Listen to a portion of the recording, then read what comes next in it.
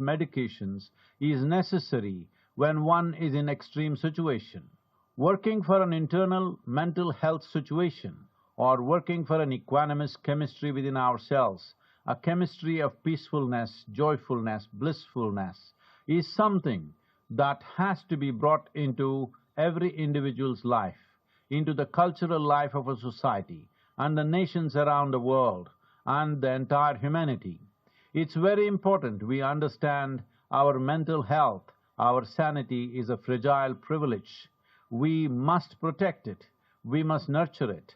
For this, there are many levels of practices in the yogic system. Completely internalized processes that people can do as simple practices with which they can bring certain equanimity to their chemistry and certain calmness to their neurological system. The technologies of inner well-being is what we call as the yogic sciences. Let's make it happen. सामान्य तौर पर सद्गुरु जी ऐसे ही बेहतरीन तरीके से अपनी बातों को सामने रखने के लिए जाने जाते हैं। आइए अब हम जानी मानी क्रिकेट खिलाड़ी हरमनप्रीत कौर जी को सुनते हैं। नमस्कार, मैं अपने देशवासियों को मन की बात के माध्यम से कुछ कहना चाहती हूँ। माननीय प्रधानमंत्री श्री नरेंद्र मोदी जी के फिट इंडिया की पहल मुझे अपने फिटनेस मंत्र आप सभी के साथ शेयर करने के लिए प्रोत्साहित किया है। आप सभी को मेरा पहला सजेशन यही है, one can not out train a bad diet. इसका अर्थ ये है, आप कब खाते हो और क्या खाते हो, इसके बारे में आपको बहुत सावधान रहना होगा।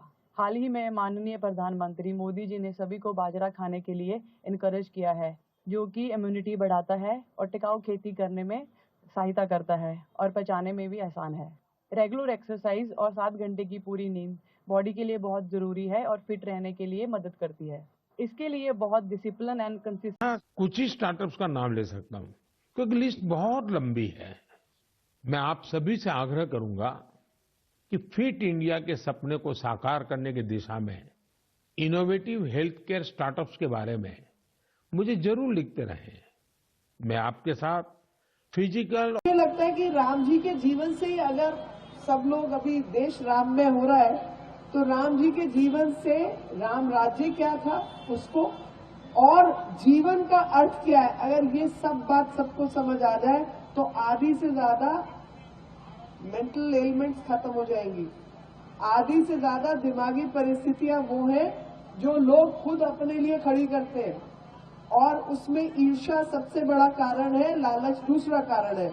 ईर्ष्या और लालच अगर छोड़ दें तो देश की दुनिया का भी सफलता होगी और देश भी बदलेगा और सब कुछ ठीक भी होगा। तो मुझे आज कई बातें समझ आई प्रधानमंत्री जी की मन की बात से और मुझे लगा कि जैसे उन्होंने देश की मन की बात कह दी कि देश बदल रहा है, अमृत काल चल रहा है, अमृत काल में देश को आगे बढ़ना है, तो एक एक करके हर कुरीति को समाप्त भी हो